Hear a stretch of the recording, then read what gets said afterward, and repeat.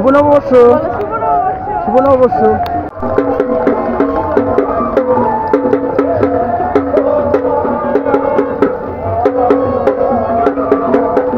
প্রতি বছরই আমি এই রমনা পার্কে আসি সূর্য উদিত হওয়ার সাথে সাথে।